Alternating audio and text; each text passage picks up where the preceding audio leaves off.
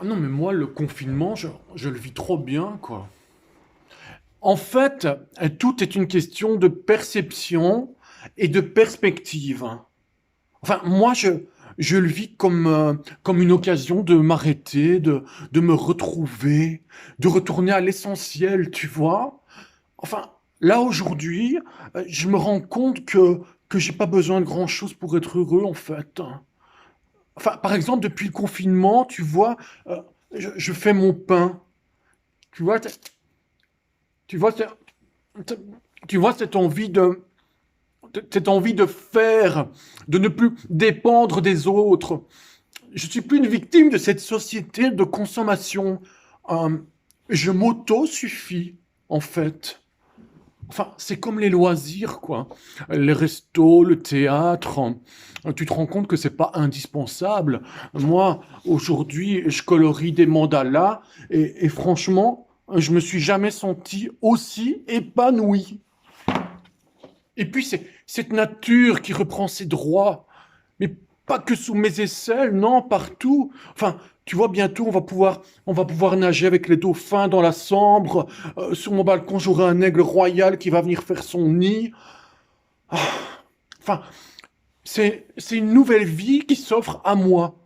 Sobre, saine, pure et pleine d'altruisme.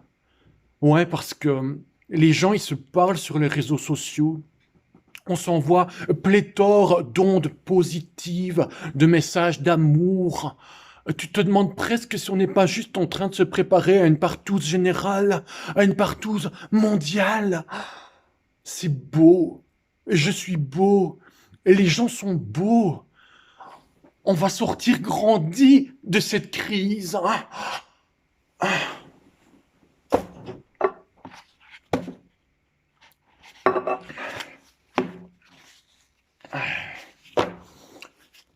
On va sortir grandi de cette crise.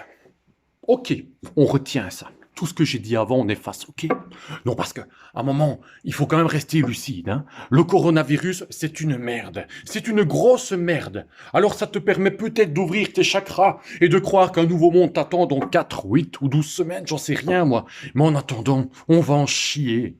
Et quand tout ça sera fini, et que tu iras t'acheter ton pain, parce que, crois-moi, tes besoins de vivre en autarcie, ils vont vite se barrer, et que t'en auras plus rien à foutre de faire ton pain, et que suite à l'inflation, tu devras sortir 8,30 € pour ton campagne de migris, tu te diras que le nouveau monde, on s'en serait bien passé, et qu'on aurait mieux fait de rester à la maison plus tôt, ça aurait duré moins longtemps. À la maison. Parlons-en de rester à la maison. Hier, je prends le métro pour revenir du boulot. Alors, je peux dire que dans le métro de Charleroi, Covid-19, distanciation sociale, hygiène de la toux, c'est très abstrait, hein. Ah, mais ce qui est bien concret par contre, c'est la misère. T'es SDF, ça fait 10 ans que chaque jour tu te demandes si le lendemain tu seras encore vivant. Et aujourd'hui, tu regardes à gauche, à droite, en haut, en bas, et tu lis quoi?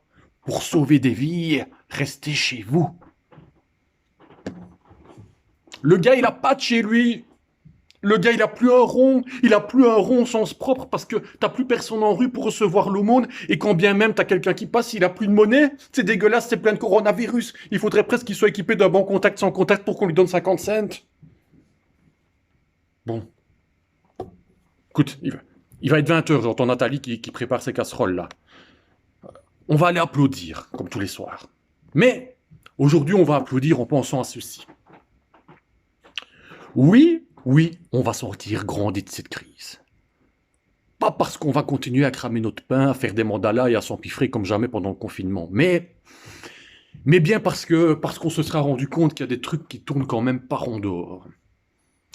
Et quand on pourra ressortir, au lieu de mettre des likes sur Facebook, on donnera des sous à ceux qui n'en ont pas. Et au lieu de mettre des cœurs sur Facebook, on donnera des bisous, des vrais bisous, à ceux qui n'ont pas de chez nous, n'en ont jamais eu. Et eux, mais juste eux, hein, eh bien eux, ils pourront dire que cette saloperie leur a offert une nouvelle vie.